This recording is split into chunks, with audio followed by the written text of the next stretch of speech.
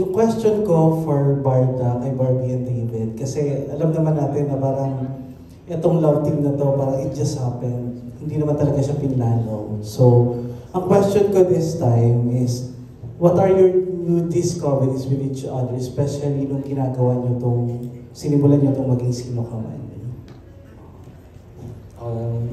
Si David muna. Wala naman talagang bago dito sa maging sino man. Kasi medyo marami na kaming nagawa together the past year. Siguro ang pinagkakaiba lang talaga ngayong maging sino ka man, hindi na ako na masyadong nalilate. Good job!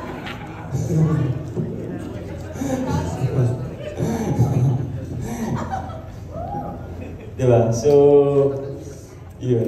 Ikaw ba? Yung discovery mo sa akin, hindi sa'yo. Hindi kasi correlated yun. Alam mo bakit? Kasi, nagagalit siya kasi kapag nalilate ako ng konti. So, syempre, naku, magagalit na naman to sa akin. Yun. Pero for the right reasons. Kasi, diba? Naman kasi talaga, on time tayo lahat, diba? Oh. Yun, normal naman talaga magalit eh.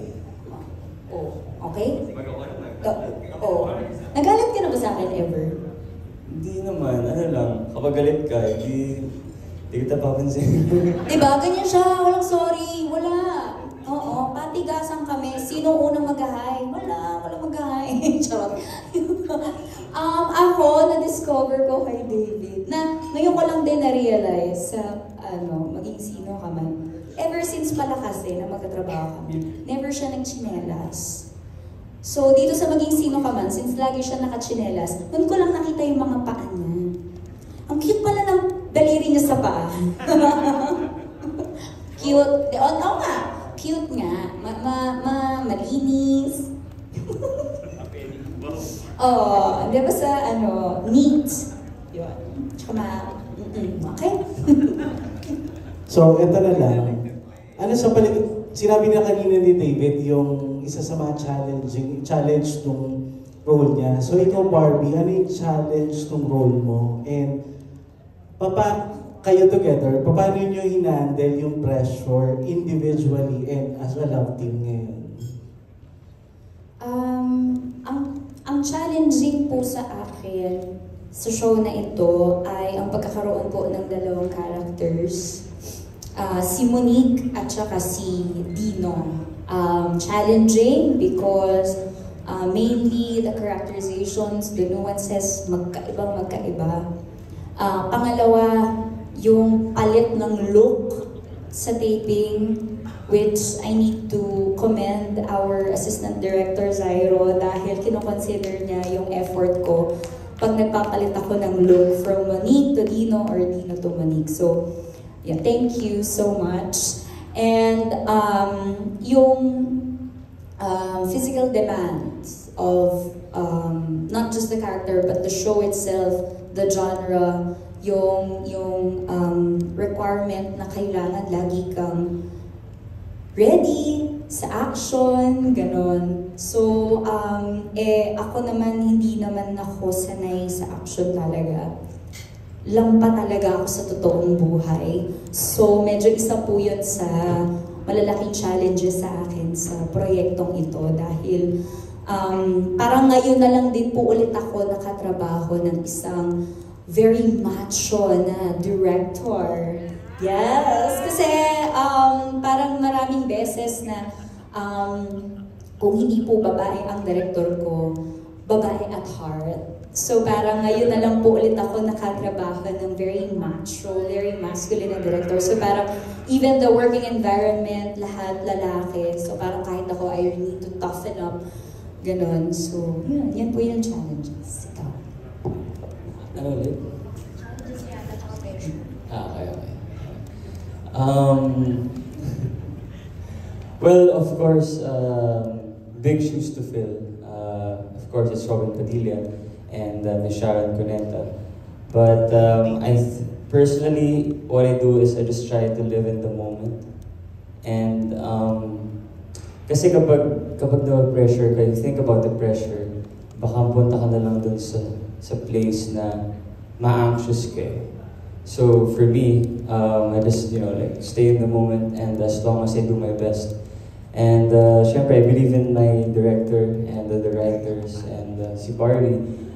Syempre, working alongside with her, parang it makes it, even if it's hard, it makes it easier. It becomes easier kasi familiarity, sanay ako sa kanya, and she helps me with a lot of my scenes. So, yeah, okay lang naman. Relax lang. Thank you and congratulations sa inyo. Sir Richard, thank you so much. Now we have questions from Mr. Ruel Mendoza of Pangmasa. Ito po. Pero ako magbabasa. And first, for the vibrant Miss Jean Garcia. Ayan na. Ito na yung mga tanong mo, Miss Jean. Fairness, hindi ako kinakabahan at hindi ako masyadong Kinakabahan? intimidated. Oo, di kasi galing mo mag-portray, no? Oh, thank you. Thank you, ma'am. Sige po. Sige, salamat po. Okay. These are the questions for you. Magandang gabi sa'yo. Magandang gabi rin po. I'm sorry that was so random, Miss Jean. Okay. Sige po. So these are your questions. You worked with Barbie several times already. Does she still surprise you on this project? And what can we expect from your mother-daughter tandem? Ilang beses na kami nagkatrabaho ni Barbie mula pa nung batang-bata pa siya. Stairway to Heaven, di ba? Tapos yung Half Sisters. Working with Barbie, palaging masaya. Iba yung... marami na kasi kami na pagsamahan. So, medyo malalim, medyo personal na yung relationship namin. So, when it comes to work or pag nag-shoot kami, madali na para sa aming dalawa. Hindi na nagkakailanganan. At saka si Barbie ang isang artista na hindi mahirap katrabaho. Alam niya ginagawa niya, very professional. I'm very proud of her. Kaya rin lahat ng mga nagiging shows niya, nagiging successful kasi nasa mga artista din yan. At syempre nasa director din. Pero personally ako si Barbie, I love her so much. I love working with her. I love her personally. Hanggang ngayon may chat group kami ng Half Sisters. So, ayun, masaya lang na katrabaho ko siya ulit. At ngayon mag-ina kami. Sa Half Sisters kasi, well, sa Stairway to Heaven, puro sampa lang na abot niya sa akin. Sa Half Sisters, sobrang close kami mag-ina. This time, medyo complicated yung relationship ng mag-ina. Dahil lang sa nagkaroon ng issue in the past na hanggang ngayon hindi siya ma-resolve. So inahabol niya yung anak niya at pinipilit niya na makuha ulit ang pagmamahal ng anak niya. So medyo ibang mag-ina naman ngayon yung characters ng dalawa. Okay. Thank you, Miss Jean. Thank you po. We got another question though.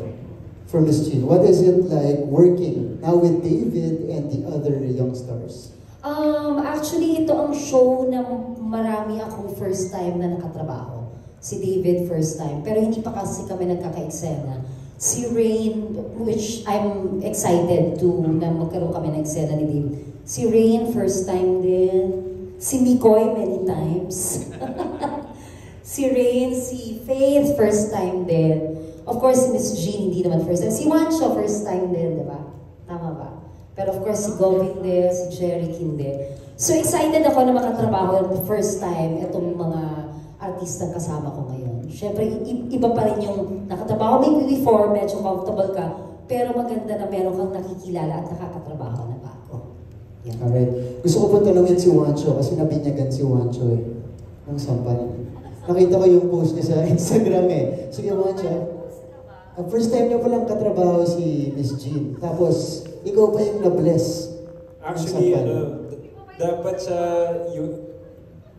yung sampal na yun was scheduled earlier. So, nung nakita ko na sa breakdown, kinakabahan na ako. Kasi, syempre, I've heard mga urban legends of Miss Jean. Malakas siya manampal. Nasa ano siya eh, top 3 sa GMA of hardest snappers.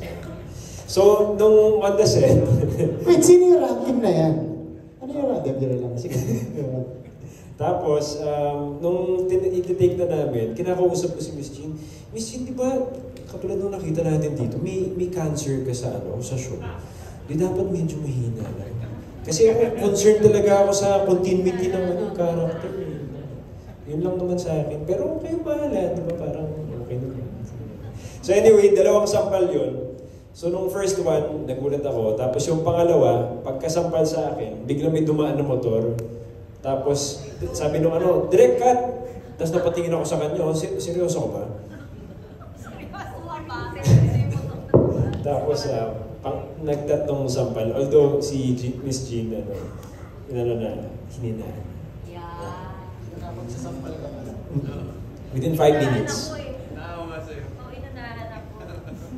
Pero yung una, sorry. Una, malakas. Pero sabi nila, wala pa raw yun sa full potential ng kaya ni Miss Jean. Hindi naman nasa wheelchair ako. Nakatayo ako nung mas malakas. Hindi ko yan ang wheelchair. Eh, buhay ka ka?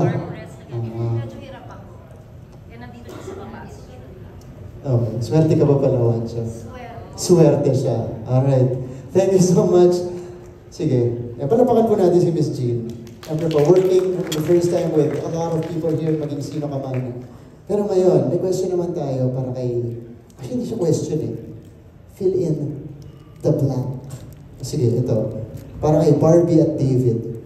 Paano nyo sasabihin? Gusto ko in full emotions. Or kung ano yung proper emotions na tingin yung babagay dito. Paano nyo sasabihin sa isa't isa? Maging sino ka man, blank.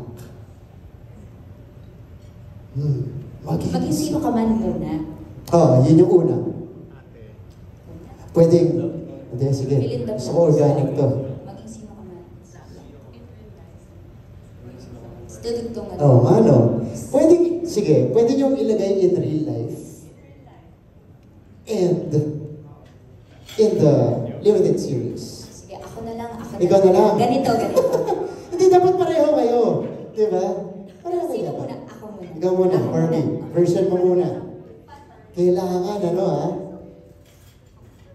Hindi ko alam paano execution nyo, pero magkakalapit ba yan? Uy. Bakit? Daramdaman ko yun, Okay. Dapat, di ba magkatinginan? Oo, tama. Okay. Dali na game. Na-appreciate kita. Maging sino ka man. Daramdaman niyo yun? Okay. So, David, ako pressure. Sabi mo kanina, hindi mo, minimind yung pressure. Ito may konti. Ang ganda mo, maging sino ka man. Pwede na ba yan? Sige. Audience, pwede na yan? One more. Okay. One more, David.